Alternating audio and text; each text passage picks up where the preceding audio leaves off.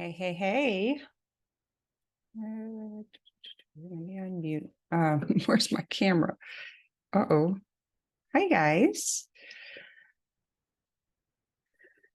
Hi. Let me know if you were here for, do you have a chat? I think you have a chat.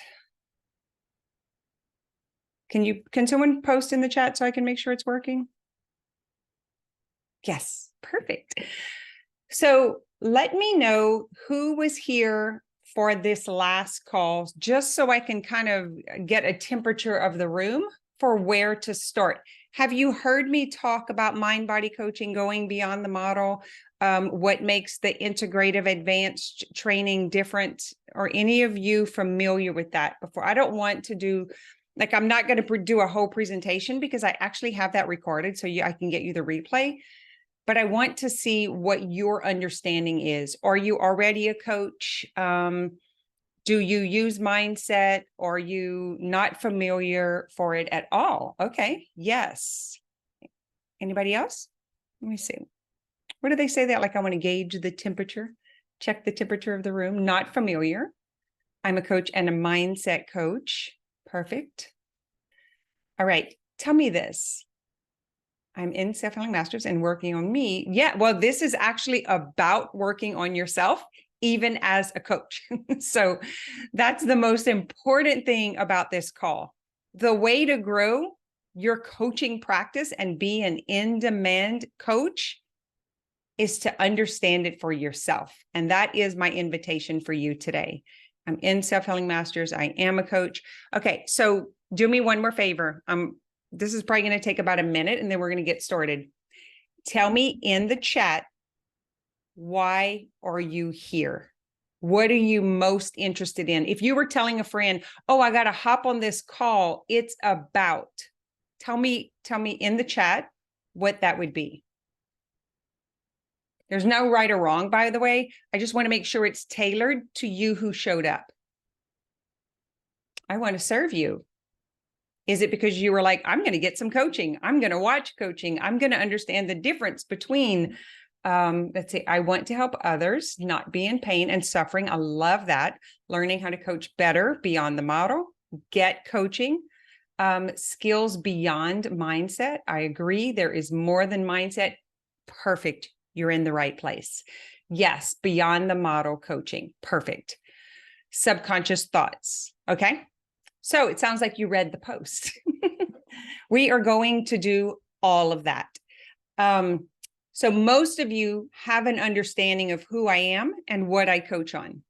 Yeah. Do you have anyone here that's like, I just saw you on Facebook and I was like, that looks like a good thing to do with my afternoon. Expand my understanding of how to utilize the power of the, oh my God, I love that. Beyond surface understanding. Hi. Hi, Maureen. Okay, so this is what we're going to do.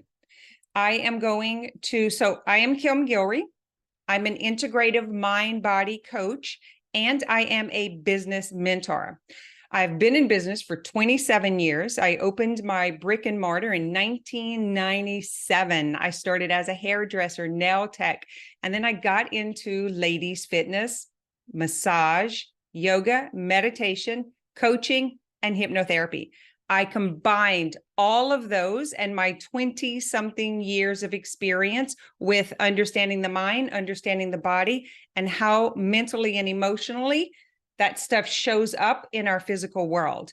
So I created a coach, I call it advanced coach training, that is integrating all of those parts together. And I give you a simple 5-step framework so you can help any client heal anything: health, wealth, relationships, business. It doesn't matter. It's a universal process. That's why I'm here. My intention is for more competent, confident, and qualified coaches to be in the world. I'm going to be very honest. Let me just come full screen for a second. I'm going to tell you why I'm doing so many of these. I believe that we are about to see a lot more crisis. So we just went through this 3 years of trauma that brought up everyone's unresolved trauma. Does everyone agree? Lockdown, worry about money, worry about dying, like everything we could possibly worry about happened to us in the last 3 years. Most people have not fully recovered from that. And guess what? It's coming around again. And so I feel this sense of urgency to get this powerful coaching into the hands of more people. Listen, if not for anything else, for yourself and your family and your loved ones. But of course, I would love for you to go and help humanity. And this is anyone who has talked to me one-on-one recently, you know, this is where I'm coming from. I was like, this is not the time to hold anything back. We are in a bind. Do all of you know someone who has not stabilized since all of this stuff, who like has not adjusted to the price increase? They don't know, their job has changed. Y'all, there's so much. So I am offering my time to serve you. I want to help you become a better coach for yourself, for your family, and to help humanity. That is my offer to you. Got it? I want to be very clear about that. And my first core value is transparency. I am going to make you an offer to work with me. It is a 6-week small group advanced coach practicum training, and you will get an entire year of self-healing masters where you can get coaching, where you can watch other people be coached, and you can really dial in and become the best coach possible for yourself and for others. You will get that with the offer for $1,497. So I'm just going to say you straight up, that way we're going to get it out the way, and we're going to dial right in to what you came here for. Some of you have already joined that. Who's here that joined? I see Gina's here. Some of you joined it from the last call. Deborah is in Self-Healing Masters. Self-Healing Masters is a coach container where I coach and coaches that I trained coach. And I want you to come in and I want you to watch us coaching beyond mindset. I want you to watch and experience us helping people process unresolved trauma and getting their shit together. That is my deal. That is my offer. So I will be making an offer. Enough of that. Everybody up to date? Let's get going. Are you all good? You ready to start? I'm just like, get all the stuff out ahead of time. So, all right. So welcome. I'm going to bring my screen back. I am going to do this pretty quickly so that we have time for coaching. So what I want you to do in the meantime, I want you to decide if you want to be coached, and you can get coached on anything. And I want you to raise your hand, and you're just going to be sitting there with your hand raised. So that way I know how much time it's going to take. I'm going to try to get through several of you. And I'm also going to open myself up for questioning. So if you want to know, why did you do that? Or how did you get her here? Or how did you stop her from spinning and all this great? I am here for you. I'm going to answer all the questions. So that's all I'm asking is I will need someone to coach so that you guys can better understand. And then I'm going to make myself available for feedback. We already got the offer out the way, right? Let me tell you a little bit about what is integrative mind-body coaching. What does that mean? How is it different from mindset? And how would it help me? Which is the most important question for you to ask, is how will that help me and my loved ones? I don't want my family or my loved ones to be that 1/3 of the people who are not going to make it through this because they don't have the mental and emotional stability. And I don't mean to come out the gate like being so direct and harsh, but I have the statistics. I can show you, I can prove it to you. We have a 28% suicide rate. I'm suspecting that number is going to climb. We're in a bind. All right. I'm not going to tell you any more of that jazz. I'm going to go right to, have you used mindset and not gotten the results that you want for yourself and your clients? First question, just let me know in the chat. Wait a minute. Am I sharing my screen? No, sorry. I just went through the whole thing. Woo! Thanks for checking, Kim. All right. Have you used mindset and not gotten the results you want for yourself and your client? That's the first question.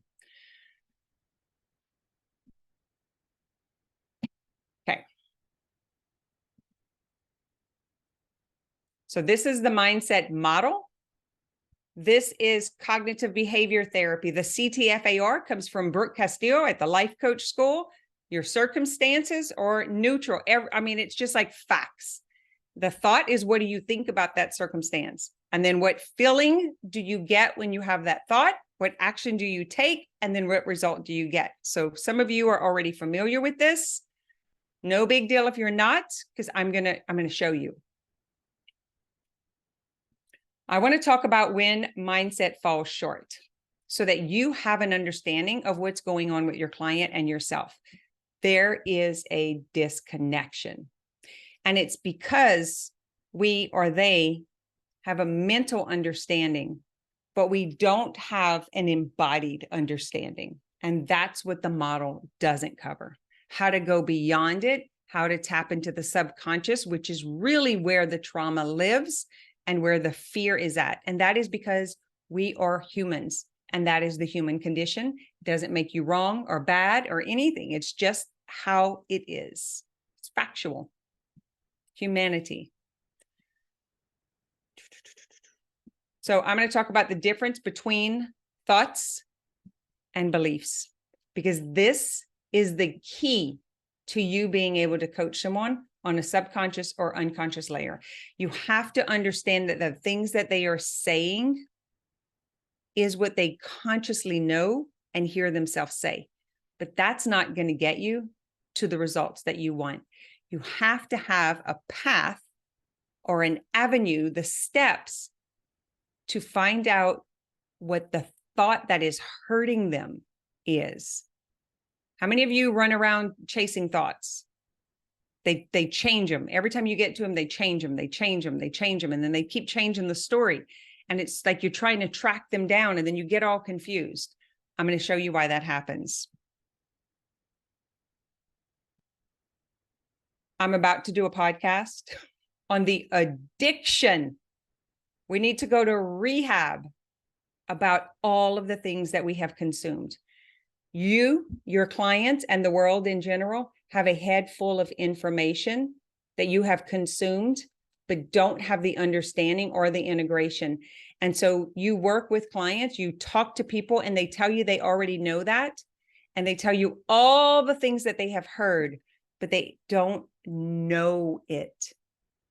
This is like the model. If you haven't like embodied that concept, then you're just going to be doing surface level thought work. Thought work does not change lives.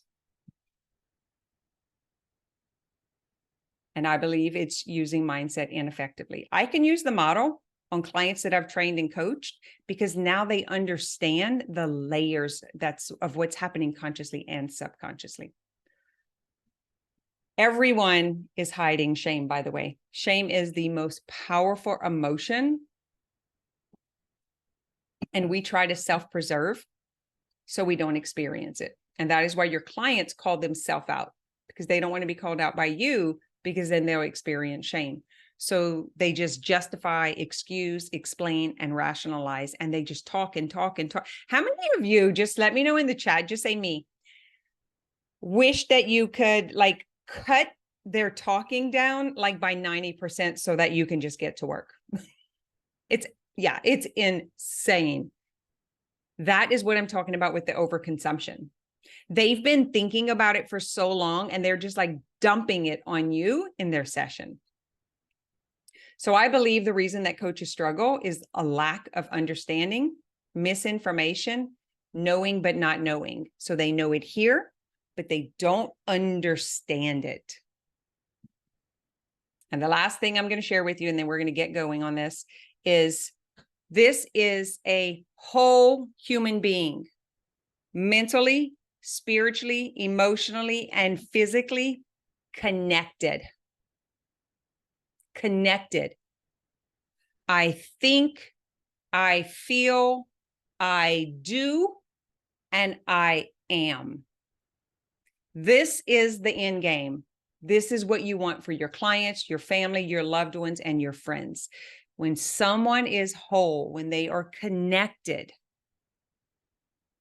They're not running all over the place in chaos and conflict and confusion. And that is like just that part right there might take you 6 to 12 to 24 sessions to ground your client in presence. Do you guys agree? How long have y'all been coaching? Have y'all been seeing this? I've been doing this since 2012. So got quite a few cases that I'm pulling this from. 3 years. Perfect. So you've probably seen a lot of this. So I'm going to go through these 3 things and then we're going to open up. So the mental health in the past is where you go, right, to psychiatry, to the psychologist, to like we have been taught that like our brain, matter of fact, there's a lot of talk that suicide and depression is a mental illness. I disagree on some level, not completely, but on some level. I believe it's an emotional issue. Because if people knew how to handle their emotions, what their mind is telling them, and then the feeling that they're getting from that, I think this would cut the rate down significantly. Depression comes from the thought, I can't have what I want or need, and then they feel hopeless, sad, disconnected, right? Life is too hard, so they're feeling that disconnection. It is not coming because it's kind of like the whole lies about food that we've been taught about depression. The medical community is the authority of the physical body. So if you have a rash, if you got a sty, if you got an earache, you go to the doctor, they diagnose, and then they treat that diagnosis with medication. That is what they're trained in. That is their job. That's it. Physical. This physically is happening with my body. This is the professional. And listen, their job is not to do the mental and emotional stuff. Their job is to treat the physical stuff. So what we do in mind-body coaching is we have the understanding of what's happening mentally and emotionally that is manifesting or physically showing up, materializing in the body, in the bank account, in relationships, right? That is the core of mind-body coaching, is to see where the disconnect is and then bring that back together so that we're dealing with whole beings. Because right now you're dealing with aspects and parts of them. Anyone ever feel like you're working with a 4-year-old or a 6-year-old? The dog like ate my homework. I didn't, like, all the excuses are like elementary. I know, it's so sad. It's so hard. So I'm like, I've got to get this in front of more people. Listen, take it and go coach and go make gobs of money and don't pay me a penny for it. That's fine. If I can get more people out there to help more people, I just want you to really understand this. So you can quit telling them it's their thoughts. And the spiritual aspect, the priests, the gurus, the pastors, the Buddhas, right? We go to people like for spiritual enlightenment. Now it's like plant medicine and all these, let's go to nirvana through meditation. Listen, going up there is not going to help. We need to bring them down here. They're not trying to figure out how to live in heaven. They're trying to figure out how to live here. And when we have spiritual, mental, and emotional bypassing, positive, what is it called? Positive toxicity, where like, it's like they just say all these positive things, but then they're dying inside. That's not going to help them feel safe here. Toxic positivity. Thank you. So what we're going to do is connect all of these dots. I'm going to show you, I'm going to take you through the coaching. And here's my question. Who takes care of the emotional body? Do you go to the emotional doctor? Where do you go? That is what integrative mind-body coaching is we bring in the emotional component and we help people get emotionally healthy. It's okay to feel it. What's happening is these unresolved traumas are triggered when they're under stress and they think it's what's happening right here, but it's not. It's unresolved stories that are creating this shame and stress and anxiety and chaos in their body. nowadays to my mom. Not sure. I'm not following you, Sam, but you have the opportunity to come on. All right. So this is what I want you to understand today, that they are layers of the emotional body. There's layers of thoughts. There's like my practical thought, my thoughts that I can see, my conscious thoughts. And then there are subconscious thoughts. So we repress and then it becomes subconscious. And then there's actually unconscious thoughts. So we suppress, we push it down. But the unconscious is we have repressed when we were very, very young, and it's now hidden. I help you get to the conscious and unconscious thoughts because that's what's causing their issue. It is not the conscious thoughts. It's the subconscious and the unconscious. Can I get an amen? Do we have, I'm going to help you coach people on that deeper level without them closing their eyes and going into this past life session and all of that stuff. And listen, I respect that stuff. That ain't going to help our people today. We want them to get in their body, to feel safe in their body, to manage their mind, to regulate their emotions, and then to regulate that on a visceral level, our neurology, on a cellular level, on an energetic level. And so that's what's going to bring it together. So this is going to go really deep. Tell me if I lost you or if you're following me. Are you intrigued or are you repelled? Do you need to jump out? You don't know what I'm talking about, or are you getting it? Have you guys already caught on to this? Yeah, I've been doing this before it was cool. So I've been doing this for years. And when I brought it up at the school that I went to, the mindset school, I was told, why do you believe that? Just don't believe that. And I'm like, 15 surgeries, a dozen diagnoses, 24 years of medication later, I can't not believe that. My doctors were not taught to deal with my emotional shit that was happening in my body, and they kept medicating and doing surgery and diagnosing me. And I followed that for 24 years, and it took some time to get out of it. I do not blame the doctors, by the way. I thank God that they were there because I probably wouldn't be here. But the treatment was inappropriate for what was actually going on with me. I do this work and I can always learn more and go deeper. All right. So what we think, multiple layers, what we feel, multiple layers. There's feelings, there's emotions, and then there's what's imprinted on a cellular and energetic level. In yoga, we call this a samskara. You can look that up, a samskara. If you get my book, I talk about all of this stuff in the book. And what we do is also on multiple layers. So what we do and then what we do. So I'm going to get into that. Woo!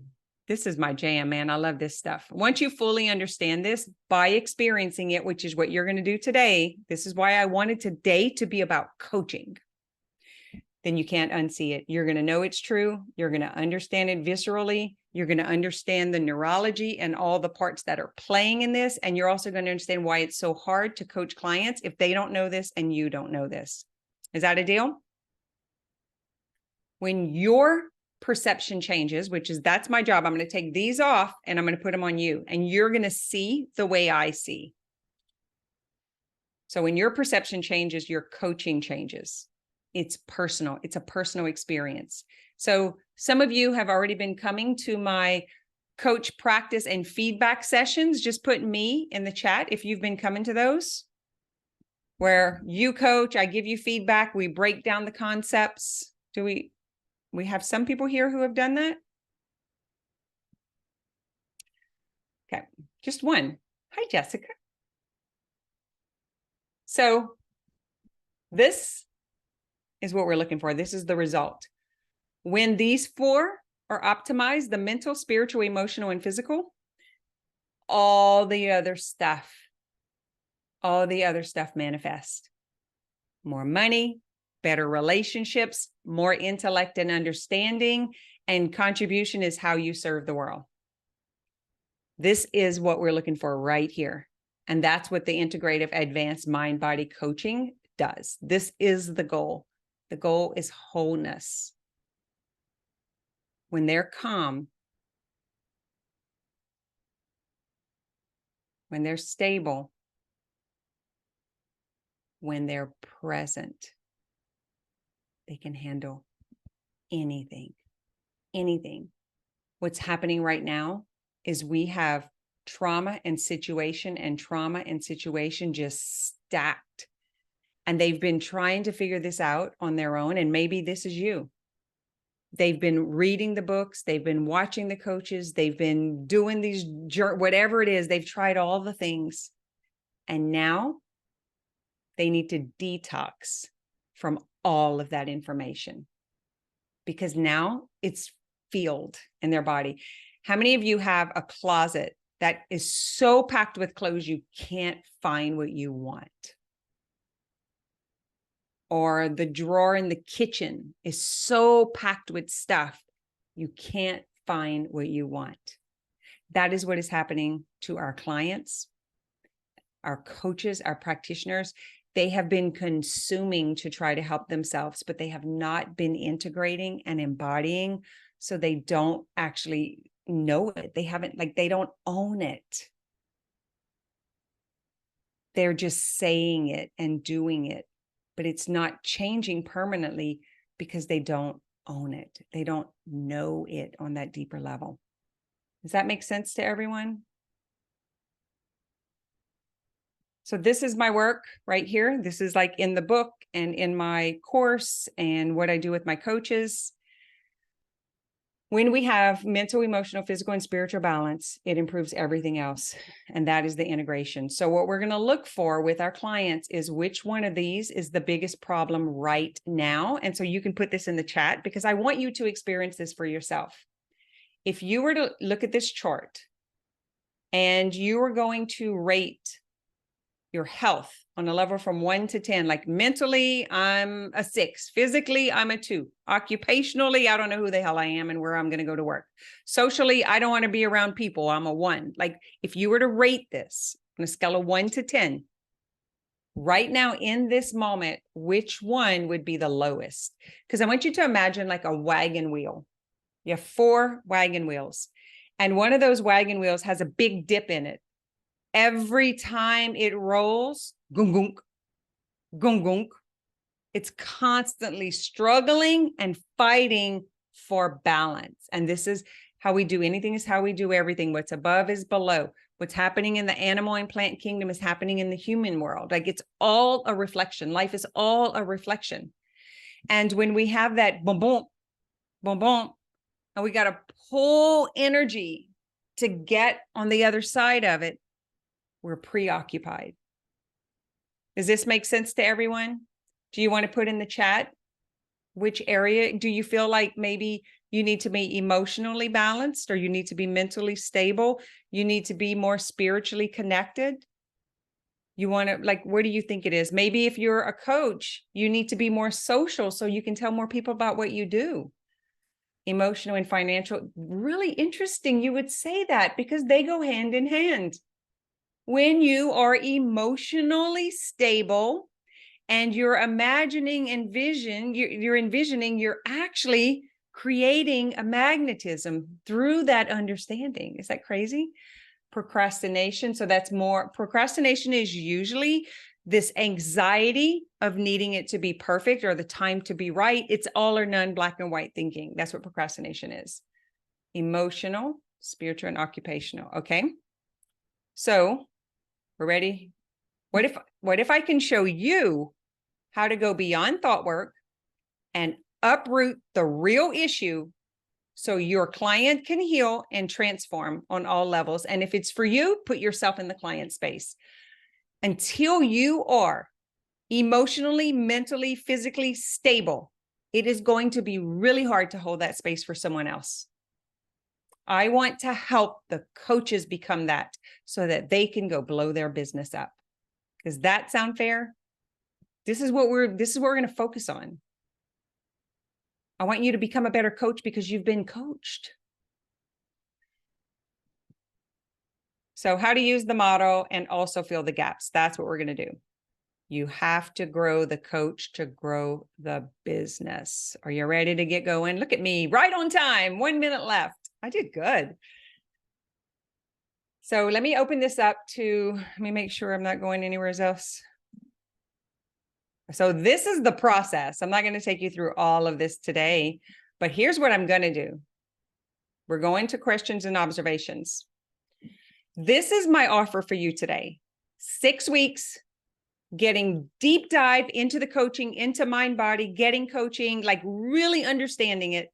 You will not come into Self-Healing Masters until the 6 weeks are over. And this is a small group. We're just going to dive in. We're going to have 6 weeks together. And I'm going to give you an entire year of Self-Healing Masters for doing this. That's my offer, guys. That's like killer. Meg, you did the $3,500 intensive with me. You can tell like that. This is like a killer deal. What is the time commitment for the 6 weeks? Like the actual calls, they'll probably go to 90 minutes. I'm going to tell you an hour, but I'm just going to be honest. We'll probably have Q&A. I want you to really understand this work. So when you get in that group, you're going to be able to watch me coach and identify what I'm doing and then go practice it with your clients. I want you to walk away feeling competent and confident. Yeah, it's a steal. This is crazy. The year of Self-Healing Masters is $990, like just to tell you what a deal this is. And you can break this up in payment plans if you need to. So here's what's going to happen. You take out your phone, pull up the link on your phone so that you have it. You can pay right away and come in. If you're like, I really want to do it, I just can't, send a message to support@kimgilry.com. I'm in, I need a payment plan. How many in the group? I like it, right? I'm going to say it's probably going to be 10. Like small group. The cool thing is, and you will be, I personally am doing this. I am the coach. Yes. I am the coach. And Meg can tell you, she has done quite a bit of work with me. She's been to my live events. It's a crazy, stupid deal. Like, honestly, I really want to help more coaches feel competent and confident. And I'm going to be honest with you all. It's because you need coaching. It's because you need to get the coaching yourself. And that's what we're going to do in this small group. You are going to get coached. I'm going to use you as an example. You guys are going to get coaching and you'll probably end up becoming just a really cute, intimate group. I'm going to show you what I'm going to do on those calls right now. So get your hands up. This is all I have for the sales. Boop, boop. That's it. You must really want, y'all, I live here. Listen, I want you to understand this. I have 5 kids, their partners, and 12 grandbabies. I live in this world. I want my kids surrounded around people who are doing this work. Yo, it's so important, but I don't want to keep begging people and dragging them and pulling them. Like I do really want to help people. And I'm selfish about it. The more people I help, the better my world is. Y'all do know that, right? All right, Maureen, you are up first. Oh, sorry, Deborah. Deborah's at the top of the list. Deborah, you are up first. You're going to come on. You're going to get coaching. And I'm offering the opportunity for you guys to ask questions. Okay, so Deborah, I'm bringing you on. Before I start with her, tell me in the chat, what are you thinking right now? Just what I presented so far. Not only that, Meg, I really don't have anything else to do. I've got like such a calm life with a lot of time. I'm traveling all over the place. Like, I love doing this. And I want that group to be filled with a community of coaches who are becoming better coaches because they're watching and they're learning and they're getting coaching. All right. Hi, I know you. Yes. What do you want coaching on? Anything. Open book. I feel like Abraham Hicks. Give me anything. Well, this isn't easy. I have a lot of shame on this topic, and I've done all the stuff, like you said earlier, trying all the stuff, trying to find a solution. And it's the one area that coaching, while things around the periphery have improved, I can't quite get traction on. And it's to do with body image, weight, body image. Okay. So what's the actual circumstance? And I'm going to give you an example. I won't wear shorts and it's 110 degrees. Like that's an example. Right? Because these are It's a the good things like one. I I live in won't go in South public because I've put weight on, or I That's it. won't be sexual because I'm embarrassed in my body. But what is the actual circumstance that it's keeping you from? Pretty much the not wanting to go out in public because of the weight. Rule number Uh, 1, get facts and don't stop until you get them. Some of you can walk away and just go be a better coach without even coming further with me, because I'm going to give you that much today. Got it? So, and I'm just telling them what I'm doing with you. Is that okay? Sure. It actually makes it less uncomfortable for you. So, Yes. so Thank you. so the actual circumstance, give me a time. Like I didn't go to my nephew's wedding because I didn't like the way I looked and my clothes was too tight. Give me an actual painful circumstance the last time it happened. I've avoided going out for so long now that it's hard to give an example, but I could give an example of what I'm not doing because of this. Okay. I'm going to do this again, because Okay. for those of you who want to know what I'm doing, I have a podcast. It's called Factuate. I made that word up, but I talk about what I'm doing right now. Everything I do is on the podcast. So, Deborah, let's get a fact. When was the last time you went out? Or how many invites have you turned down? Just give me a little bit more to go on. Yeah. I couldn't give you an exact number, but I could tell you how long it's been since I've been gone Okay. out. Could you do this? Is there something Yeah. you want to attend right now and you're not attending because of it? I'm not putting myself out there to market myself as a coach. Mm-hmm. I'm embarrassed by how I look. I don't feel that I can look professional in clothes. Okay.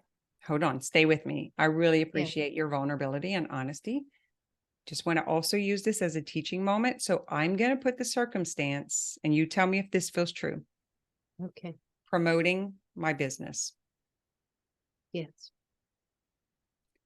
showing up, I putting a post on social media, like something like that. I Is haven't that even gotten that far. In all honesty, in total transparency, I haven't done any of that. okay? What if I put on the circumstance, I am a coach, and then you can tell me your thought about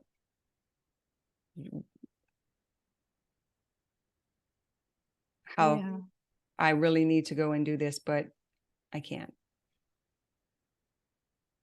Is that where it's showing up the most for you? Like your body image is showing up in your ability Well, to build just your because business? right now that's where my focus is, Yeah, but it's shown up perfect. everywhere in social things. I haven't dated in years. So we could actually put life. Yeah, that would be that would probably be more accurate. Yeah, I can't show up for life because Yeah. I'm what is it that you tell yourself?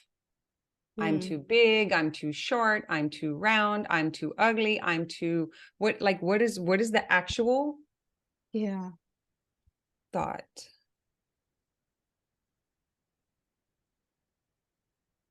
It's more like I'm embarrassed. I'm Okay. embarrassed with myself. Of the way I look. Okay. And I'm I'm gonna embarrassed about being embarrassed about this.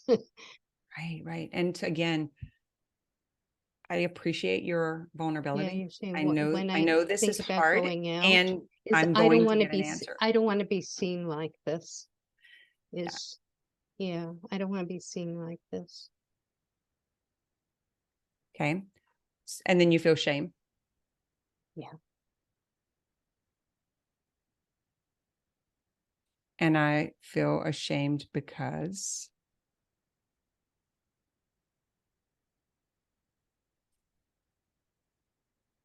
they will. What's going to happen? It's more about what they think. They will think, which are really my thoughts, but they will think,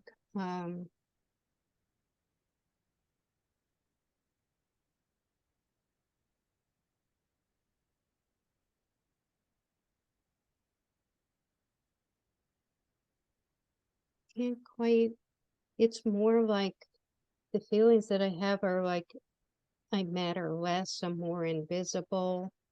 Um, I don't, it's, I'm not seen as much as value. I Mhm. I used to be very slim, got a lot of attention. That was kind of my thing.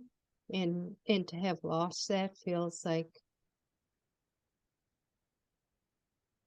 um, Was your worthiness on your size? totally. Okay. Tell me this And just right now. for disclosure too, I had an eating disorder for many, many years. Okay. Right now in this moment, where do you feel this shame? You mean where in the body? Mhm. Right now I'm feeling some nausea. Mhm. So it's in your Just digestive, in even your stomach. being here now, knowing that that even though I can't see the people that are seeing me, I know I'm being seen, and Mhm. it's the same thing of being seen. Right. But I'll do it because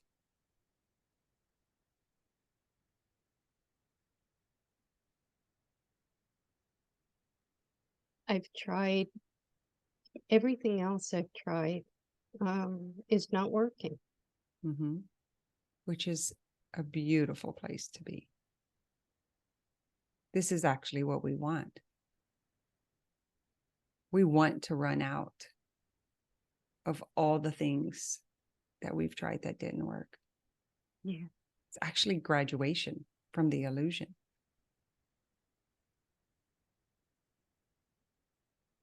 Yeah. I feel like I've been in kind of in denial for a long time. I've been buffering. Um, During the pandemic, I mean, I was doing it before the pandemic. Um, that just made it socially seem more acceptable, but I've been still doing that, hiding out. This is exactly what I'm talking about. So that this is exactly what I was sharing in the message. Mhm. That's We why I haven't raised my recovered yet. That's why it's so important. We haven't recovered yet, and we're about to get hit again. And so this is now going to start coming up. And I want these coaches out there helping when it happens. Yeah, this was happening beforehand, but it became much, much worse. Yeah. It was always there. It's been there. Yeah, But COVID's a catalyst. yeah. Losing a job is a catalyst. A divorce is a catalyst. Someone putting shit on your social media, those are just catalysts to bring them up.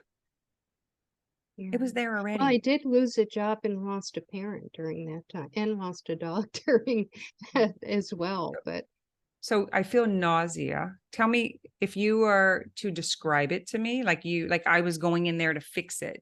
Could you tell me, is it mm, like on the outside, on the inside? Is it really? no, I feel like a lump in my throat, Yep. um, sick to my stomach, Mm-hmm. a little woozy. There's a part of me that right now, ooh,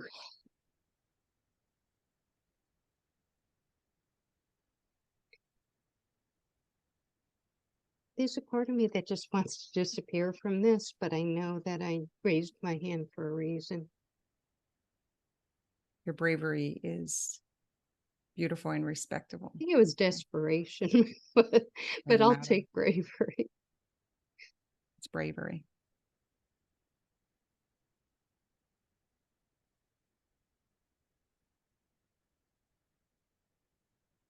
Feel nauseated. Feels like it's coming up and there's a lump in my throat. I feel a bit woozy. Wheezy in my stomach. Easy in my stomach. And I start to get a little foggy in my head. I do sometimes. I've heard the term disassociate. I don't know if that's actually the case, but It's a protection I mechanism. kind of,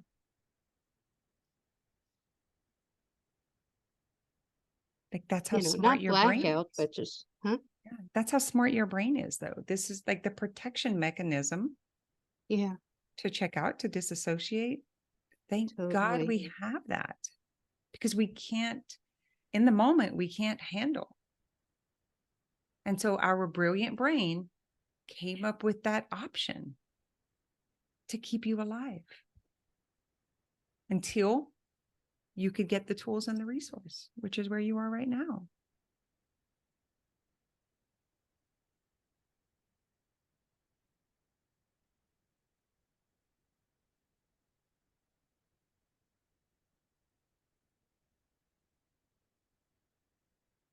So you're not holding your breath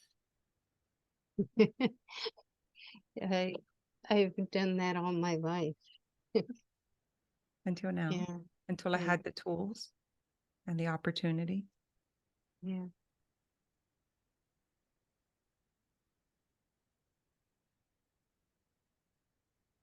Yeah, it's hard. That's part of it. The anxiety makes it hard to breathe, or at least hard to take full breaths, That's kind of more shallow breathing. And I've become, since working on emotions, I've become more and more aware of, I've caught myself more and more of holding my breath or bracing or clenching my teeth. And, um, I'll consciously stop doing it when I'm become aware of it, but it doesn't take long before it happens again. It's like one of the things I've recently become aware of as I've worked through some uh, other stuff. I've become aware that there's been kind of like this background anxiety that's like always there, but I never really was aware of it because it was just so familiar, kind of like ever present. So that's the beauty of coaching. Honestly, that's the beauty of the mindset model. It really yeah, is. That is one of the simplest tools of awareness. But now you have the awareness and you're ready yeah, for the next step. So you need another tool. Isn't definitely. that good? Like, I just want to celebrate. Some people would never get where you are right now.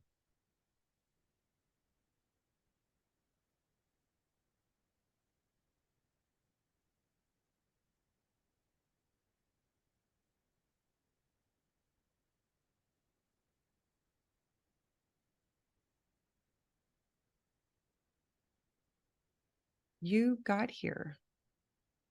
This didn't just like happen. You did the work to get here, to get in the awareness. We just thought it would be better once we get there.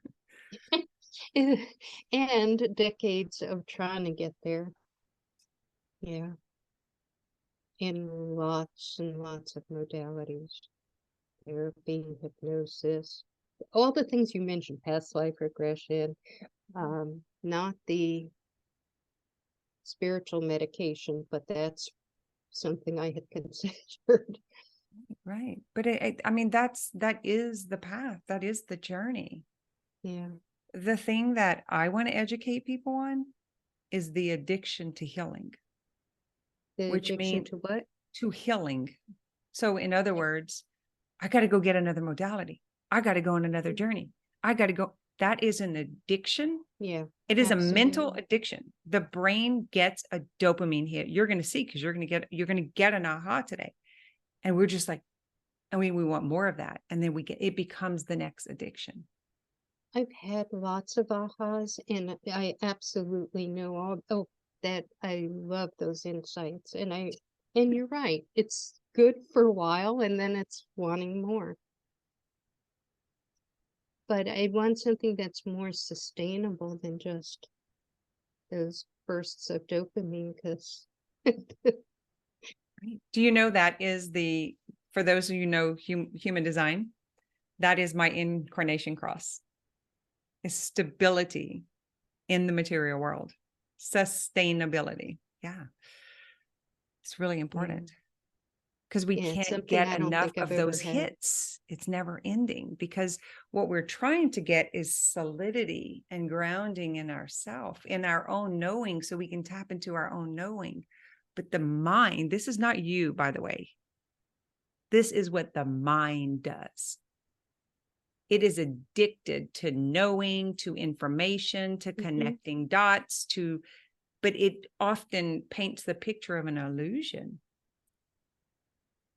It has felt like safety in knowing or information. I'm a gatherer, and someone said consuming. I mean, Yeah. talk about just see one thing after another. And, you know, I want to help other people, but in all honesty, a lot of it has also been, if I'm being totally honest, about helping myself, about healing myself. That's what this whole journey is about. Like, you're already ahead of the game. It's just seems so Falling. elusive, though, like just out of my grasp, like I could almost touch it, but it feels like it's just, You just haven't integrated and embodied it yet. That's it. It's here, and we want to bring it here so that it could be felt in the cells, and then nobody can take that away. That is the goal. So when I say integrative mind body coach training, all the business people, that's a ridiculous word. You'll never sell it. That doesn't make sense. I don't know what that means. And for 6 years, I continue to say it. It was the name of the podcast, because I know it is the medicine. You got to take it from the mind, and you have to integrate it mentally, emotionally, physically, viscerally, energetically. That's why I'm so solid and grounded, because it's in the cells of my body. So I'm not distracted by the mental game. I recognize it's the mind. I just calm it down, It's like a little puppy. And I come back and I bring it here. That's what we're doing in the Priority Project. We're getting you guys stable with that routine. and I'm struggling with any routine. There's a part of me that wants to rebel against anything. The word accountability is triggering for me even. Can I explain something to you? Sure. It's the same aspect of you that's producing the nausea and the wooziness. I'm not surprised.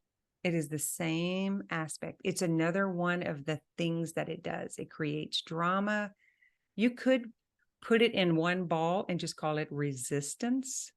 Yeah. But it is not a Deborah is resisting. This is what I want everyone to understand. It is not you resisting. It is the mechanism between the brain that wants to survive and the mind that's bringing all the data. And it's normal. It's supposed to do this. We just don't have an understanding of it. Like whenever we're doing the coach training, we take all these pieces and we break them all apart, and then we We bring them together. And then this changes and they change and they're a different person and they have a different understanding. That is how you become a competent coach. You have to do the work in your own body. Absolutely. Mindset is mental. Mind-body integration is ownership. I move through the world with it. I don't have to write it down. I don't have to memorize it. I am it. I don't have to prepare. I am it. That's what you are seeking right now. And this aspect that's creating the nausea and the shame and the disassociation is trying to help you because it has kept you alive before. But right now, yeah. And I've been trying to push it away for the longest time. because it didn't feel safe or familiar. That's it. Yeah. But right now, in this moment, with understanding on all levels, as you talk, I'm not having to take you into a past life. I don't need to take you to nirvana. I actually teach my coaches how to coach just like this, right here.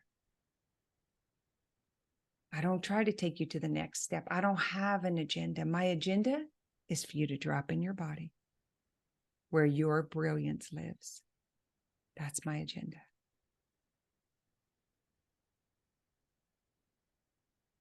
So I don't, when we're doing mindset, they're mentally trying to take you somewhere else. I just need you to come right here. To be honest, I think that was part of the attraction of it for me. And, because I didn't realize how much of it was the feeling stuff. Although I have to say that the feeling stuff was actually the stuff that I really hooked onto, was where I wanted to spend most of my time because I realized that's something I hadn't for all my life. That was what the eating disorder was about, was being totally not in tune with my body. And, I just think I have feared feelings for so long. Okay, let's just validate that and own it. You and every other human. Yeah. Let's just be there. Who the hell wanted to feel shitty feelings and scary feelings? Like, seriously. No, none of us. I grew up hearing my mom say, my children shouldn't have to suffer.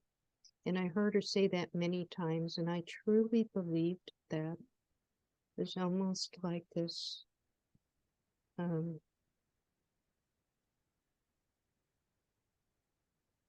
can't think of the word.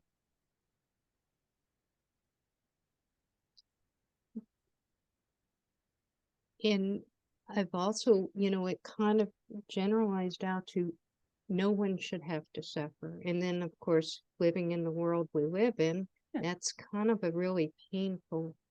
Right, because thing who is it that says the search for happiness? Like, and then we never get there. It's the same thing. Instead of trying to feel happy, let's learn how to just feel everything. I think and then that would choose be the happy. superpower. Right? It's so much more powerful. Yeah. So whenever we're trying to only feel happy, and then we block off anything else, we block off all the other joy and pleasure. You can't like, oh, I'm just never going to feel that again. No, you're just never going to feel again. It's all together.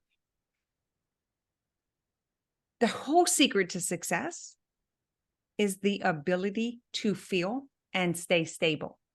Period. That's the superpower. That's what had actually excited me when we got to the feelings classroom. I had spent a month just in that one alone. I felt like I can't control what happens. Of course, we can't control the circumstances, but I remember thinking, and I still feel this way, my goal is to be able to feel things and not be afraid, because a lot of this hiding out is fear. I'm always scared. I haven't always been like this. But hold on, hold on. What if that's okay? Like, what if all feelings were valid? Mm. Every one of us had to face mortality 3 years ago. Every human on planet Earth, when they got the news, see what I'm saying? Every human, to some degree, feared for their life, their loved ones, how it was going to happen, how long was it going to take, because that is what we were shown. Even myself, who I consider very mentally and emotionally stable and resilient, I had a moment, and it came from someone who was working at the New Orleans hospital who told me some of the things, and I had a moment. I was like, just the fear just took over. I started imagining, this is how we know it's the mind. When I felt that, I started imagining my grandbabies and my kids and what was going to be the last, and what that was painted for us. I worked in hospitals during that time, and I worked with COVID patients. And to be honest with you, that wasn't my main fear. I think more is this fear that I have that something in me has changed, that I'm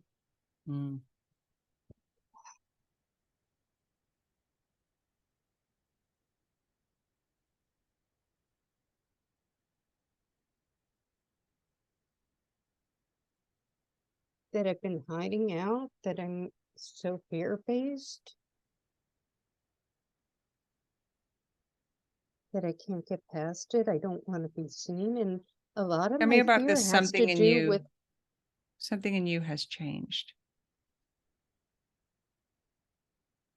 What's scary I about don't that? feel like I'm the person. Well, I was going to say, I don't feel like I'm the person that I used to be. Well, Right. none of us are, but there was a point in my life where I was very social, very outgoing, enjoyed going out doing stuff. And a lot of it was based on my appearance. And I was very proud about that. Got a lot of attention. It opened a lot of doors for me. And now it's almost like I feel like I've let everything go. I don't have any, I don't even have the desire to be around other people. But right now, And I in live this alone. moment, you believe that your appearance and your size gave you the attention and opened the doors. Like, you're giving that credit. Yeah. And so this is a belief. This is a self-limiting belief. Somewhere, somehow, that was planted, that if you have a certain appearance, you get the opportunity. If you get accepted, that would be the work. That's, if I were doing one-on-one with you, that is the direction I would go. This is very similar to the smart kid syndrome. I work with very, very intelligent people that were in the gifted class. And because it feels so good to be seen and recognized, but then they believed it was that and not them. And then when something happened and the classes changed, or they got older where you had to start studying, they didn't know how to study. Because what happened earlier was so natural that they just instantly, while the rest were like studying. So when it came time where they got to the point where they didn't know how to go get the resources, and these did. And they experienced very much what you're talking about. and I just want you to pause right now because this is going to get weird again. You're going to start feeling all this stuff again, and that's okay. That Okay. is the layers of I'm this work. here for it. Yeah, yeah. So Yeah. I love that you said that. I would challenge that belief. Now you're letting your mind win as if it's true. I know that I had different thoughts then, and that was what was creating the feeling, but I was getting different reactions than I get now.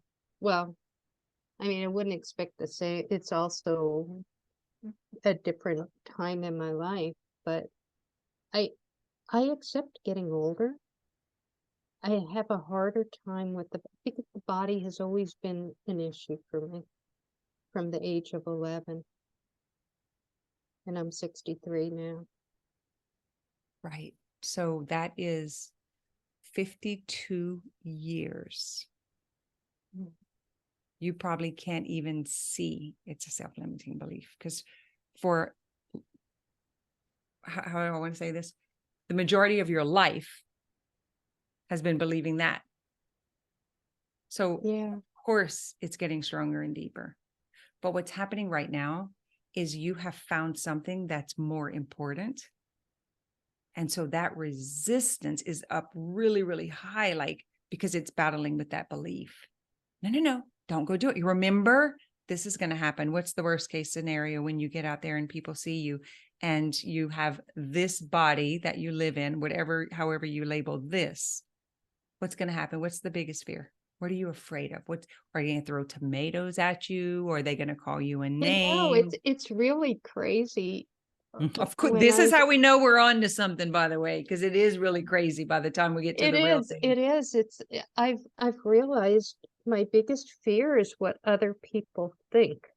Yeah, but that's okay. Let it be valid. Every single one of us care what other people think. And anyone who walks around saying they don't care, I would challenge them. You're in dissonance right I now. mean, it's to the point that, and I know it doesn't work this way, and I know I've tried and it didn't work, and now I know why, but I've tried to control what other people think. I've tried to, and none of it feels good because you know, it was all based on fakeness. And When you're, and this is for all of you who are working with clients, when they're unwinding like this, you breathe. Can y'all hear me breathe into the mic? That's for me to remind her to breathe. This is part of the mirroring.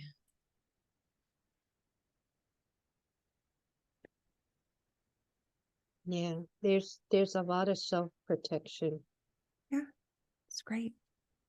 That's your I body's mean, working, right? Your mind is working. This is what's supposed to be happening. I keep forgetting that. I keep feeling like that's wrong because it's okay. It's getting me results that I don't want. But then that's been true of everything that The my only thing little that has brain changed, has. Deborah, is you now Yeah. have a driver. You want to, Is I now have what? the only thing that changed is you now have a driver. You want to help other people. And this shit is in your way. That's the only reason It's totally you in got my on this way. call, you overcame the shame. And guys, unless your client has an important driver, they ain't gonna get here. The driver becomes the catalyst because she can't go out there and help people when she's in this position.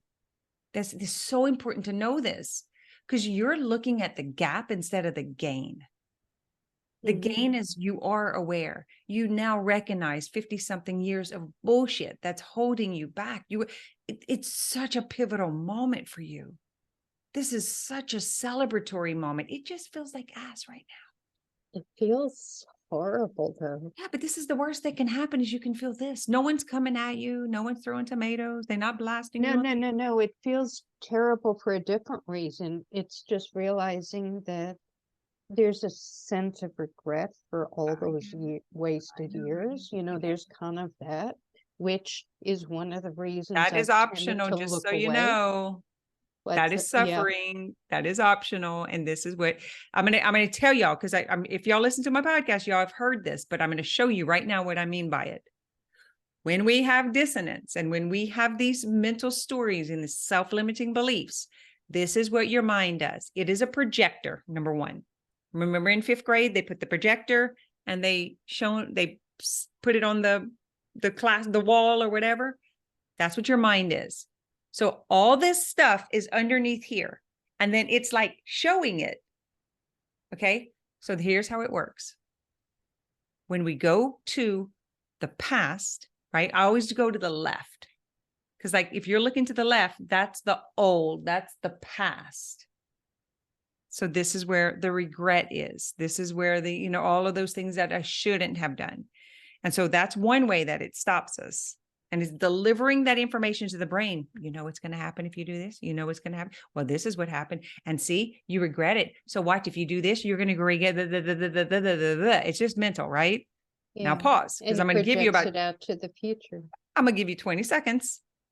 And as soon as we clear that up, it's going to go over here to the worst case scenario in the future. I call this the mudslide. So here it's like all the traffic and all the trouble. And when that doesn't work, oh yeah, but and that is the dissonance that you guys get caught in. You're in my head, Kim. I know, it's fascinating. You have come so far and you're not giving yourself credit.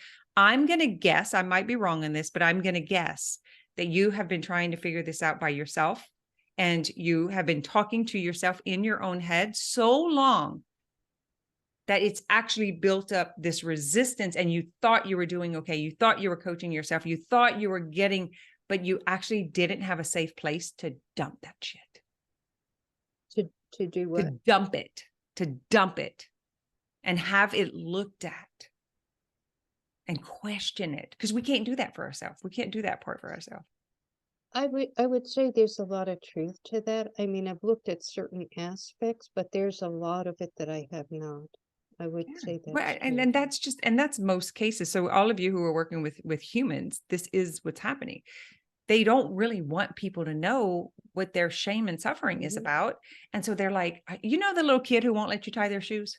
So it takes 2 hours to get to school instead of 2 seconds to tie the shoe. This is a part of us that does this. I'm going to figure it out for myself. I got all this schooling. I'm supposed to know. I'm a coach. I've been to a lot of professionals, at various times too, especially when it was medically a problem. But you're right. In more recent, and now being a coach, this has been like a shameful secret that I've been keeping down, that I didn't really want to tell anybody. They're all feeling this, by the way. So thank you for putting your mind on display. The beauty of true coaching, like real deeper level coaching, is this conversation and it moves, and the vapors are like releasing. That's why I want you to breathe.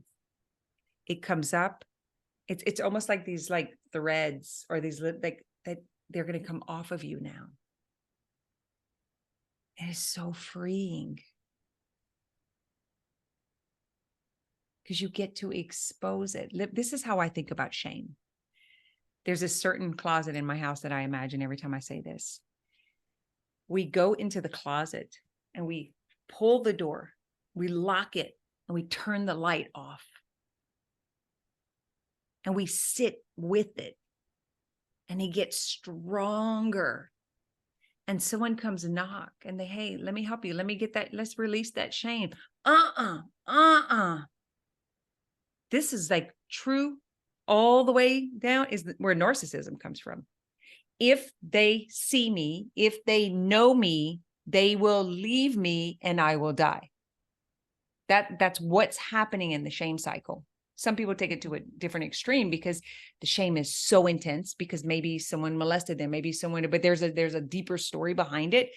And if anyone, and whoever did whatever may have said, if you tell anyone, I will, and that gets locked in their psyche and in their cells at a very, very young age. And that's why narcissism is so hard, because it's almost impossible to get to it because the defense is so high. The wall is so high.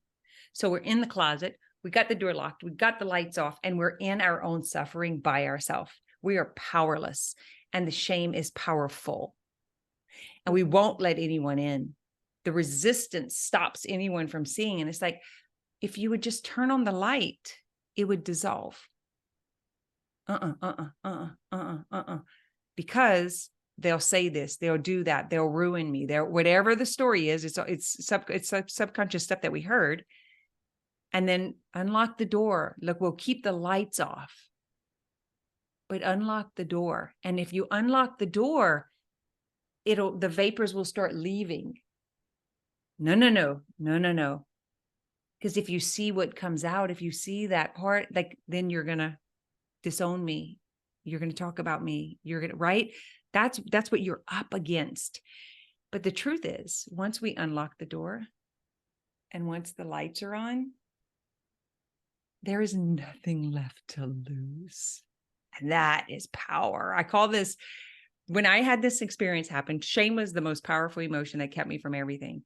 And I had a moment. And when I was working through it, I was like, this feels like being butt-ass naked on the back of an RV on the ladder, going through 6th Street, which is where I graduated, going through 6th Street at a 20-year homecoming parade, which is like very, right? And I'm with the people from 5th, 6th, 7th grade when I cared the most, completely exposed, going down 6th Street naked on the back of an RV. That's what it feels like. Every person's going to see every nook and cranny and cellulite and all the things that I ever had any pride in is now going to be exposed, and they will know the truth about me. That's what you're up against. That's what shame is. But you've done it. You did it. You exposed it. It's released. Like, this is it. This is the worst that it gets. I swear, this is the worst that it gets. I want to believe that, but I still don't feel like I'm going to be putting myself out there. It just Yeah, but you're trying to go way over here. Let's be here first. You have to practice. You have to practice feeling the discomfort. It's the craziest thing. Who was at my event in New Orleans? Was it in New Orleans? Colette, you might have been there. I was in New Orleans. I'm hosting an event. And I go behind the screen because I didn't want the projector to shine light on me and me shine on the screen. So I go behind it. I tripped and fell. Day one, first hour. I tripped and fell in front of my audience presenting. I got up, and it was probably one of the first times that I was in that kind of situation, and there was no heat. There was no I mean, there was not even an apology. It was in Austin.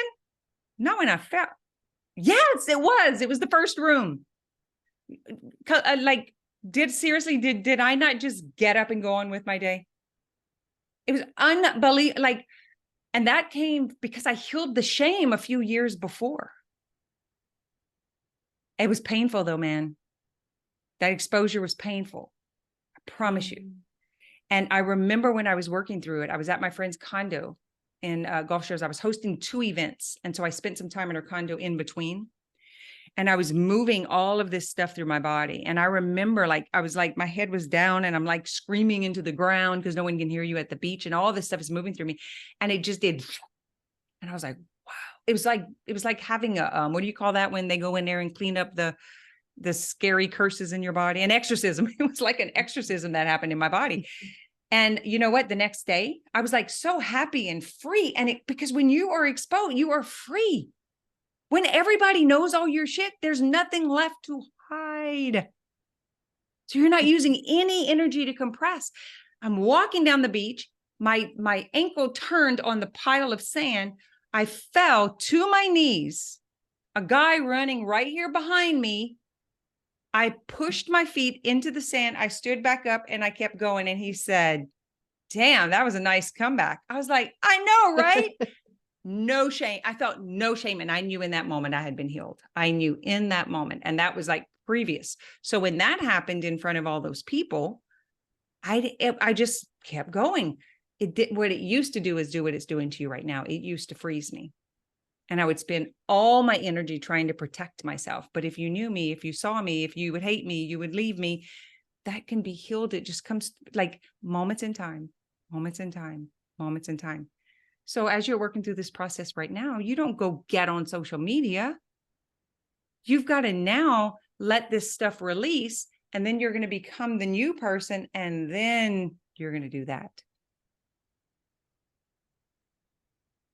So be careful. Be in the gain. The gap is, yeah, well, I still can't. Don't let that go. Let that go. This is step one. It really is about I think lately I've been living in that gap. We all do. It's matter of fact, if you read the book, it'll say it's just what humans do. Oh. But I swear it did not stop me from that event, from giving I was worried about them and their experience. I was not worried about like self-preserving or what people were going to say or what they were. I was in service. When you're in service, you're not nervous. And that's how you're going to get to social media. But first you need some exposure practice. Yeah. So you're going to get coaching a few times, and you're in Self-Healing Masters. Get coaching, get coaching, get coaching. What that will do is you will get familiar and you will grow a muscle to showing up. And then you're going to be able to go on social media and not miss a beat. That's how it happens. I'd love that. I mean, right now there's friends I have had for years and years that don't know this about me.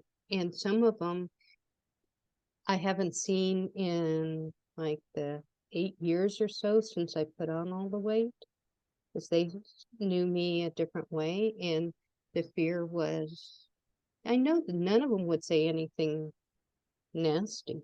None of them would reject me, but it was like this, I just don't want to see that look on their face. You know, the this thought is actually, of what they're thinking. And we could do a model around it, but I can just tell you straight up what it is too. Like, I would love for you to see it for yourself, but this is just your judgment about people with weight. That's it. It's just your judgment on yourself. And that's something that's hard for me to like, no, I love everybody, no matter what size they are. I have such a bias about that. No, I mean, that doesn't feel good to me to know that I have this bias. I mean, so I have a podcast called The Wounded Healer, which is kind of like, so it's the wound that we have inside of us. We want so desperately to heal it that what the mind does is it goes and it projects and it finds other people who need it healed. And then it tries to heal it for us to feel better. But you know what the shortcut is? Let's just get you. Let's just go to you. And then you'll be available for them. Yeah, that's true. I can't give what I don't have. Look, your shoulders just relax. Like, look, this is the process. It's the willingness to be seen. And this is it. It just feels uncomfortable. Before you know it, you'll be falling in front of people and just getting right back up. And somehow that doesn't seem like it'd be as much of a problem. Well, I ain't a tiny person, just so you know. And I got body image issues. I had just done a podcast with one of my clients on body image issues that I have about myself, with myself, and that happened at the same time. And you know what the message was that I heard when I fell? Go ahead and keep hiding. Because that's why I fell. Because I went behind the scene, not to be seen. To do exactly what you're talking about. Not to be seen with it. Like, all that stuff was there. And I was like, all right, I'm just going to stay in. I'm just going to stay in. I couldn't have done it if I wouldn't have gone through that experience a few years before. It really is just, I just kept practicing and practicing and practicing and practicing. And look, I'm on social media. I see all kind of shit. My kids don't love it. My kids don't love that I expose all my stuff and their stuff. When you say practicing and practicing, what exactly were you practicing? Raise your hand every single week and you get coaching. That's how you practice, by doing this. I feel like I can call Shore out on this one. I hadn't done it in life coach school. What's that? Never raised my hand in life coach school. I was not. That's the whole reason we want you guys to come to Self-Healing Masters and get coaching. How are Yeah. you going to sell coaching if you don't get coaching? You have to do it. I'm sorry, there's not a Oh, way no, around it. I'm fine with doing it. It's just I didn't want to do it in front of everybody. I know, but then this is what your clients feel like. You have to, like, the only way Yeah. you're going to have empathy and compassion is if you are them. Look, that's why Mm. I am so empathetic and compassionate with you and everyone who gets coaching, because I was you. I know what it felt like. I never forget that. I just don't choose to suffer in it anymore. But Shar was just saying, so like she's in coach training right now, and that's their work. How many times do I put you guys on the spot? Every week.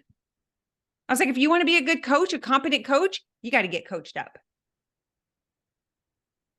Because you are I not going to be able to look like you got it together and help people.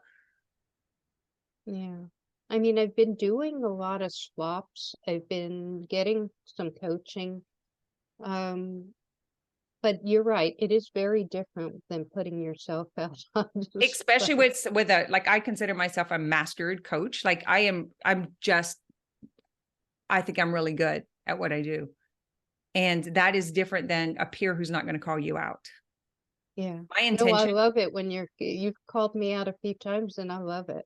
I my really do. intention is for them to receive what they want. And it's not always comfortable. I've had people walk out the room. I've had people like check out of the program. I've had, because they don't want to, but I always ask, are you sure you want to go there?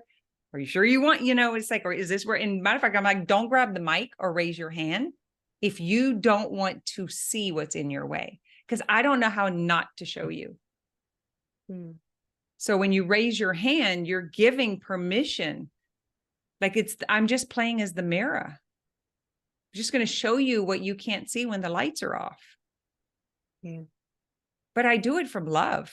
I want every one of you to walk out here and be a better person. I want you to go and help other people. I want you to help your family and friends. I really do. Like, we're going to open this community up and make sure that as many people as possible can come in for $99 a month and get coaching. Like, we want that available for the world. You know, it's funny that I even was hesitant to raise my hand in the self-coaching masters too. I thought about it, but I thought, I felt shame over the fact that I didn't feel like I was following the program that well. You know, it's This is weird. all My your mind judgment, though, finds boo. so many Your things. It's judgment like about weight, your judgment about doing all the homework, the black or white, that I've got to be perfect. I perfectionist. won't, if I'm not doing my homework, then I can't raise my hand. So somewheres in life, which is probably our school system and our parents, we were punished. We were punished, mentally punished. And that is in your body. And so then you take that and you project it onto me and everyone else. And you think we judge you from that. You just said it exactly. And it wasn't until second grade they found out that I had a hearing impairment, and I was always being punished. I was always getting in trouble. Parent teacher conferences, being sent to the principal's office. And, in all fairness, they didn't know what the problem was. Right. I didn't either. But there was always this thing that I just couldn't.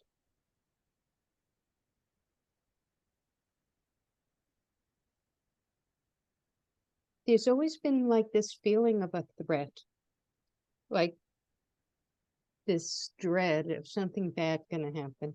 My brain does that all the time, and I've even said, like, okay, tell me, what is it I'm supposed to be so scared about? And I can't. Yeah. This is the word, boo. Do you know The how what? powerful you will be as a coach? Because of this empathy and compassion for yourself. God, this is what the world needs. It's just showing up. This is what's in my mind. This is what I've been thinking. This is what I'm feeling today. That I'm not going to spank you. You're not going to get punished, but you've got to keep reminding yourself that. And that's for all of us. I'm saying that for everyone here who is a coach or who Mm. gets coaching. And I'm saying it from the deepest place. I was a super sensitive kid, and I am a super sensitive adult. And I am still afraid to get called out. I used to be so nervous to ask a question.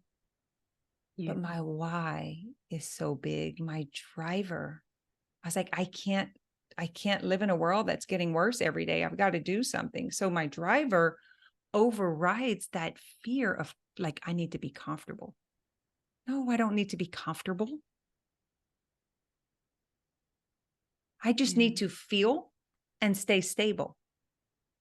Because if I'm stable, it's going to be comfortable, not comfortable, but it won't wreck my world. Mm. Do you Yeah. see the difference? Yeah. When you say the word comfortable, I've thought for a long time, I've been under, and I see it's an illusion that I've sought comfort. And actually, it hasn't been comfort. What I've No. sought has been totally disconnection, has been like numbing out completely. Oh, I tell my coaches that all the time. I was like, that is not comfortable to not get your needs met. Don't bullshit me.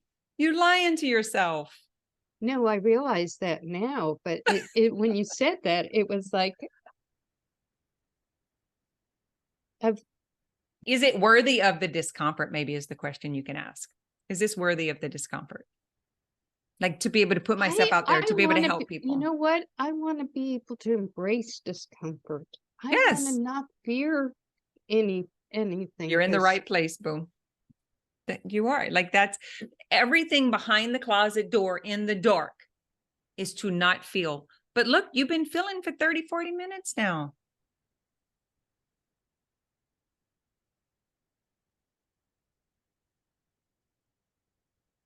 All those illusional fears were a lie.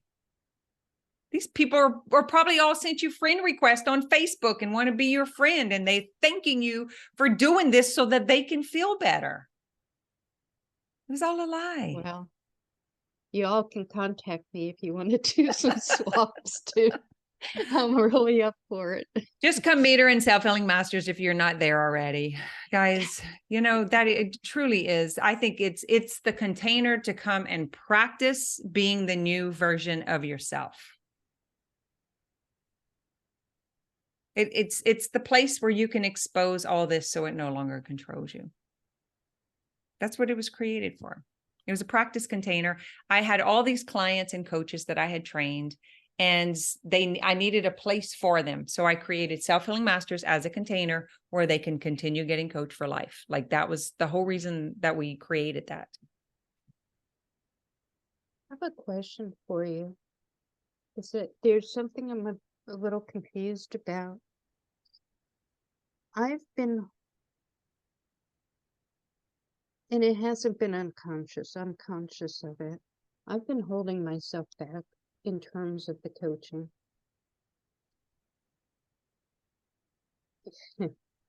I haven't even certified yet. I've gotten the 3 calls in the private call. I just haven't done the test yet. Okay. I've just held off, and the last few weeks have just been like thinking I have to work on myself. And I'm wondering, am I using weight as an excuse? Is there something? Absolutely. It's such a great one. I mean, it's what the world says. So for sure. But it's The been same my niche drama excuse is the for, same thing. It's anything. So this is buffering. It's anything that keeps the mind occupied that stops you from taking the next step. That's buffering. It doesn't mean you have a bag of chips. It and I doesn't mean that spent you're my over whole drinking. life buffering. Yes, yes. My whole Every life person. has been Yes. one big buffer. Yes, because it works. It's a distraction. Go Yeah. take your damn test. Let's go. Today, actually, I heard something that was very inspiring, and I said, okay, I'm going to do those last 2 private sessions. I'm scheduling them for this week. I'm going to take the test. I actually had made that decision before I got on this call. I finally got kind of tired of My own bullshit. Tired of my own bullshit. That's Yes, right. beautiful place to be.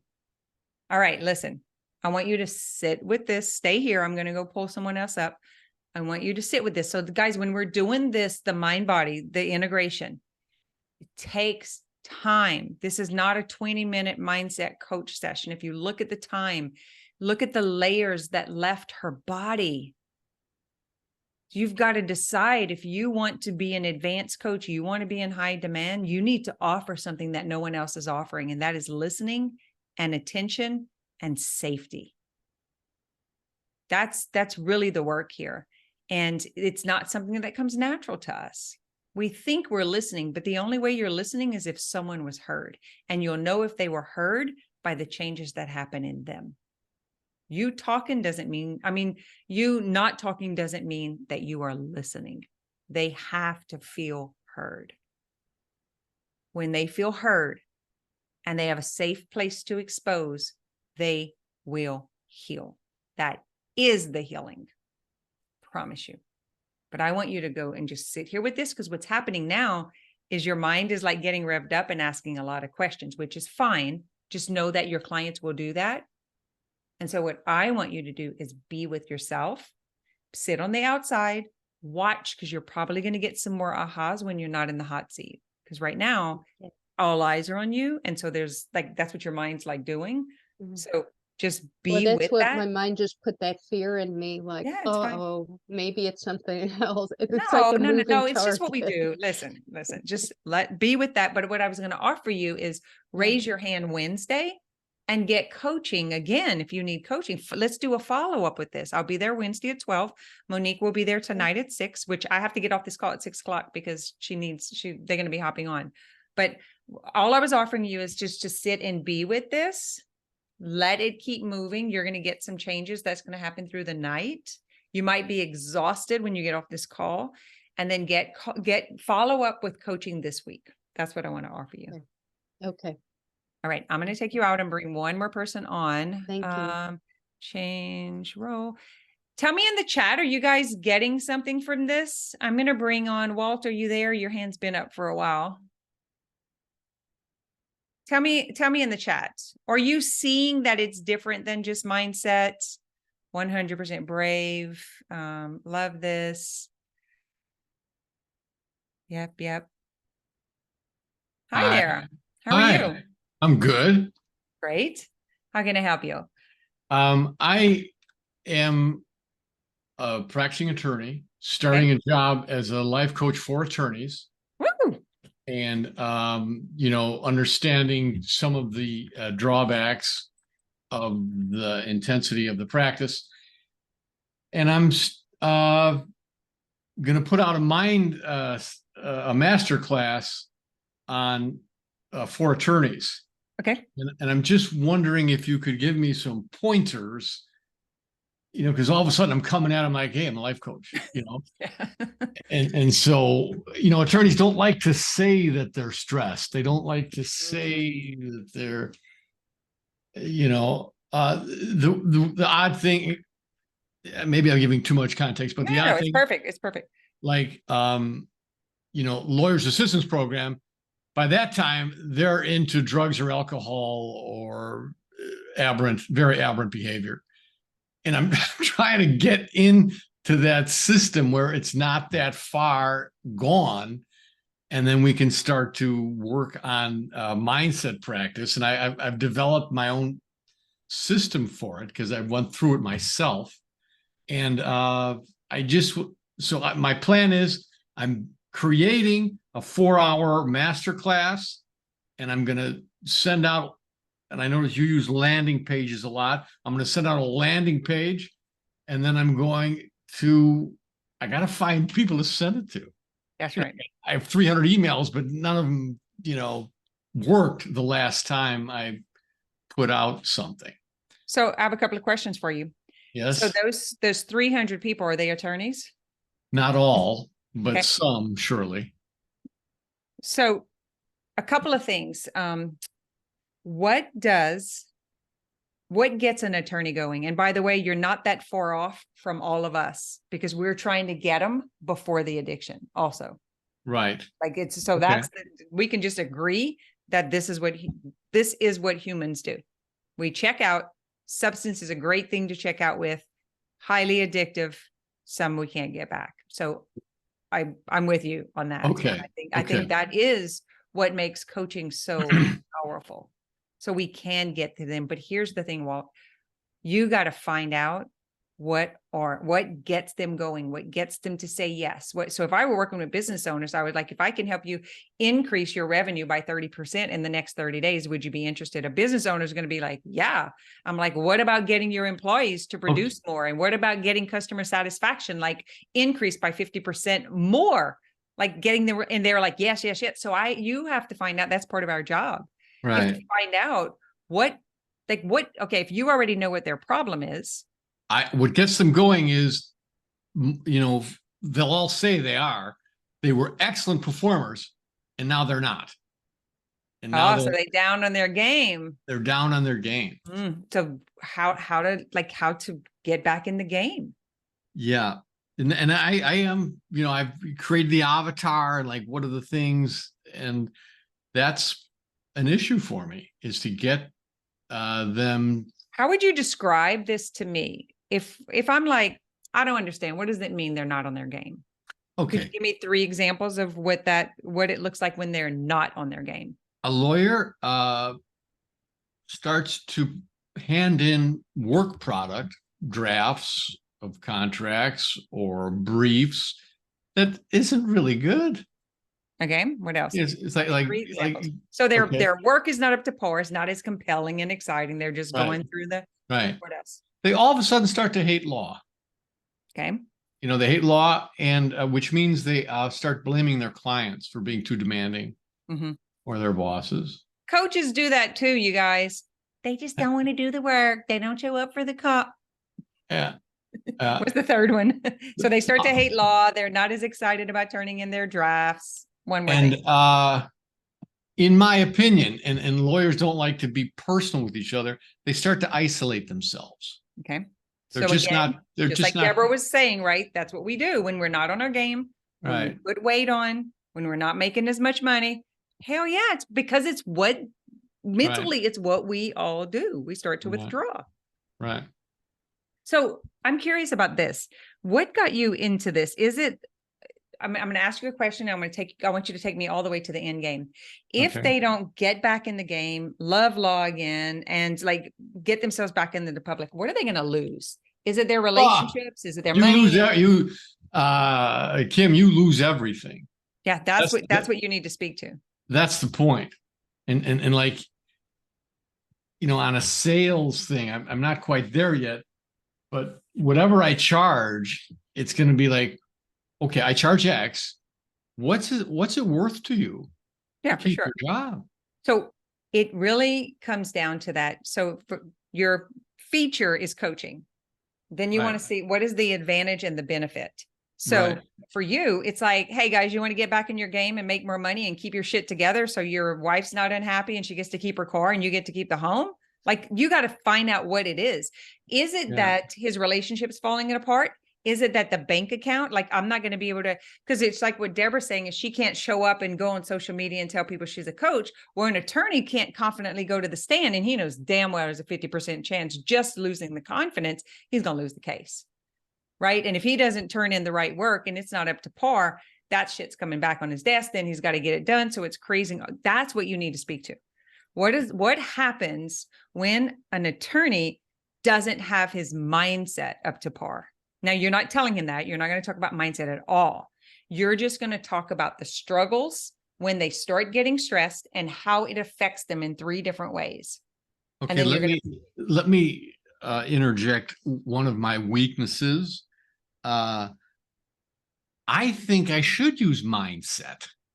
Okay. Because that word is out there for every. Do they know that that's their problem, that it's their mindset? If they do, then yeah, go for it. Well, see, that's my weakness. I don't know. Because I know it, I'm assuming they do, and I got a problem with that. I actually thought everyone knew what integrative meant. Yeah. And mind-body coaching and self-healing. Bam, bam, bam. Turned out nobody. I spent years explaining this stuff. And look what I'm doing right now. This is your webinar, by the way. Yeah. I'm showing up, I'm being a human, I'm presenting information, and then I'm giving them a taste of it. And I think that would be a great idea for you to bring them up and show them how you can shift it. Don't tell them, show them. And that's for every one of you here. Don't tell them, show them. We got a world full of people giving advice and telling people. Show Right. them. Did you all see the difference with Deborah? Did y'all feel something happening there? Did you get an idea of how I am as a coach? I don't let go. I don't let down. I don't back down. What that does is it creates trust. And they're like, you know what? Walt, he ain't letting you get away with that, man. It's like when he's on the stand. Right. That's what you want. That is what an in-demand coach, that's what brings people to you.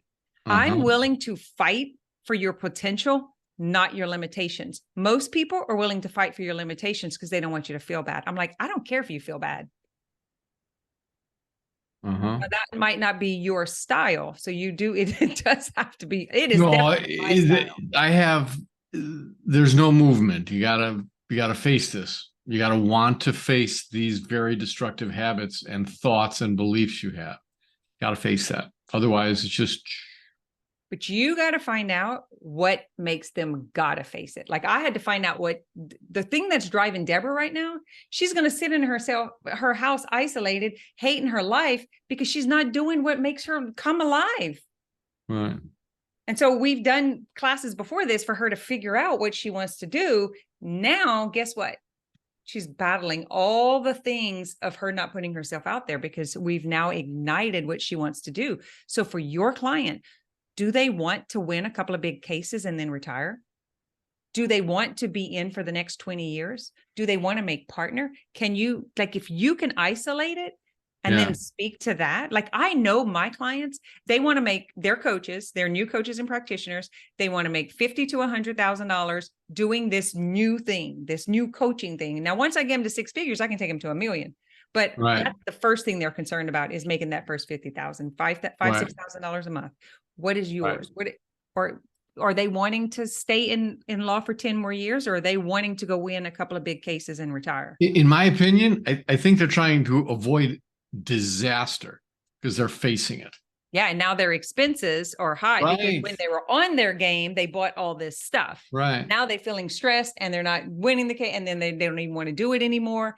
Now their brains, negativity is taking over. Right. Right. That. Yeah. I think this is avoiding disaster. But that's what you need to speak to, how to avoid disaster. Yeah. Because if you have 1 or 2 more years like this, you're going to lose everything. Right. That's what you need to speak to. That's what's going to get their attention.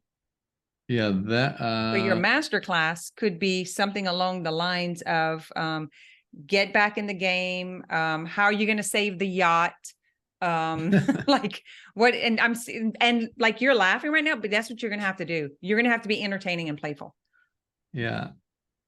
Yeah. Life is way too serious. And if I came on here like all being healing focused, and you guys would like be sleeping or check out. I'm entertaining. That's why people stay on the call. Yeah. I like that save your yacht. Yeah. How to save the yacht. Got a lot of competition out there. Your drive ain't there anymore. You've seen the same old thing over and over. You're losing your spunk. But the problem is the bills are still coming in. Right. So you either got to figure out how to love it again, or you got to get the big case and get out. Yeah. Yeah. Where are you located? Chicago. Are you looking are you going to market locally or online? Online. Are your attorneys particular type of attorneys? Litigation. Do you know that you can actually pay for leads that'll just do email campaigns? I am really balancing paying for leads. Yes. Yeah. If you're interested, I have a connection that I can hook you up with that'll help. He'll hook you up with a CRM, and then he'll actually send out those emails, and then you respond to the hot leads that respond back. 300 leads a month. Okay. Yeah. Where do I get that, in your chat or what? Yeah. Send me an email. I don't take this call. This is not for everyone. He knows his niche. He's already in the game. He wants to do mindset.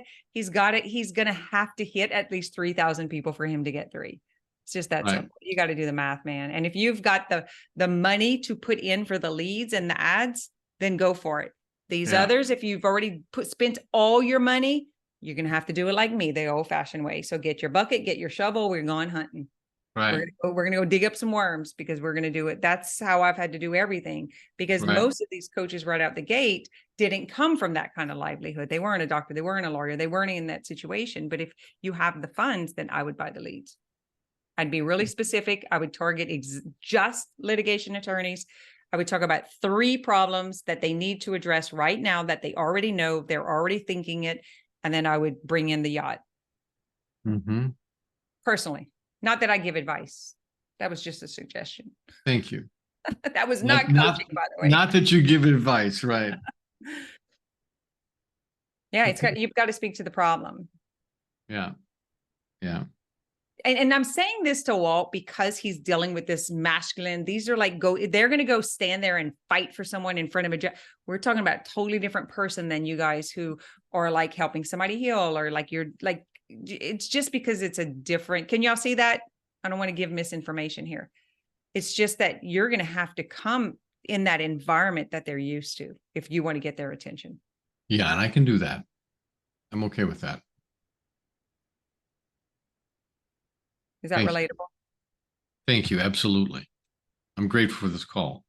Yeah. Did you enjoy the coaching? I did. Because you're going to have to do some of this stuff because you're big men in suits. Oh, I know that. Some little boy issues. Well, and I got that. I got that myself. So yes, I understand it. Especially when they get to a point where they start like, so I'm working with a couple of like a plumbing company and a HVAC and electrical company. They're like $11 to $55 million. And their little boy issues are now coming up, because they've got 50 employees and now they're at this same stupid $11,000 for 5 years, and they're like, can't get through. And it's like, now we got to address that stuff. So if you can come in with that kind of coaching and get those people back in their game, man, you got something good going. That's my goal. That's my goal. All right. If you need help coaching or knowing how to coach or marketing or any of this stuff, you feel free to reach out. Thank you. I will. Being here. Thank you. And for raising your hand. All right. I'm going to put him back. Guys, I'm going to have to get off of this link because we have a Self-Healing Masters call tonight and she needs to hop on. if Sam, do you have something quick? Like I'm talking 5 minutes quick. Do you have a question? Sam and Gina are the 2 hands that are up. If you have no, she's like, you don't have anything quick. If anyone has questions, I have time to answer questions. I want more time. All right. Did you guys get some benefits from watching this type of coaching? Do you have something to take away and go practice? And if you're interested and you want help with learning how to coach like this, I highly recommend you to do this offer. I can put it back up. Maybe if I can find it. You'll have 6 weeks with just me. You will not go into the group until we complete our 6 weeks. If you're already in Self-Healing Masters and you want the 6 weeks, you can pay for just the 6 weeks, but we are not going to mix this in the content. I don't even know where that link was at. Did y'all all get it before I go looking for it? Where's the QR code? Where's my assistants that post that in the chat? There it is. You get spoiled to having helpers. Share.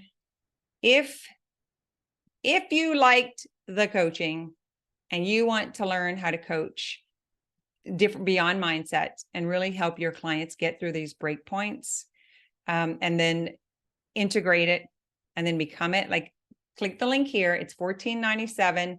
That's 6 weeks and a year. You get a whole year getting coached, watching me coach, watching my coaches coach. If anybody's here that's in Self-Healing Masters, please tell them how wonderful it is. This is good. Oh, thank you. Someone's thanking you, Walt. Totally appreciate it. Do we have a start date? Yes, so this is the last call I am doing for this, and we are going to start. So I'm going to contact everyone who signs up, and we are going to vote on a date. I actually like this Monday afternoon, but it might be like, I don't know. We'll have to see who's in the group and what time we need to do. And like I said, it's going to be small. I'm suspecting we're going to have about 10. Self-healing masters is great. Lots of choices, different coaches, great value. And that's it. Sam, if you want you can send me an email if you want something. I don't know if I'm going to do this again. The reason I'm doing it this time is I've been doing this for, I don't know, 6 or 8 weeks. And I was like, okay, guys, if you want to learn how to do this yourself, thank you. Okay, no questions for me. Click on that, join. I'll see you on the other side. Like I said, you don't get into the big thing. We don't want to create any confusion. And if you want to have a conversation with me and you have questions, you can send an email directly to me. If you want to join, but you need a payment plan, go ahead, Meg. You're welcome, Walt. Where did you find me at, Walt? Where are you coming from? Are you LCS? I need to do this quick. Raise your hand, Meg.